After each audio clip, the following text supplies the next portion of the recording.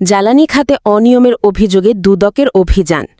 মে ও June মাসে আন্দোলনের কারণে নগর ভবনের কার্যক্রম ৪০ দিন বন্ধ ছিল, কিন্তু অভিযোগ উঠেছে ওই সময় কর্মকর্তারা নিয়মিত অফিস না করলেও তাদের জন্য বরাদ্দকৃত গাড়িতে প্রতিদিন ১৪ থেকে ১৫ লিটার তেল খরচ দেখানো হয়েছে।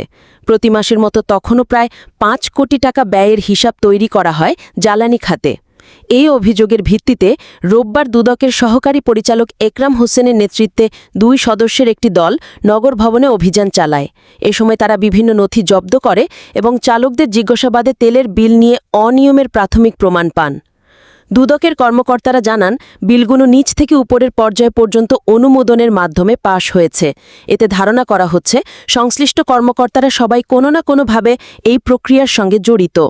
অভিযানের সময় পরিবহন শাখার মহাব্যবস্থাপককে না পাওয়া গেলেও সহকারী ব্যবস্থাপক বলেন, জ্বালানি সংক্রান্ত বিষয়ে চূড়ান্ত বক্তব্য দিতে পারবেন ঊর্ধ্বতন কর্তৃপক্ষ। দুদক জানায়, উদ্ধার করা নথি যাচাই করে কমিশনের কাছে প্রতিবেদন দাখিল করা হবে। এরপরই সিদ্ধান্ত হবে পরবর্তী করণীয় সম্পর্কে।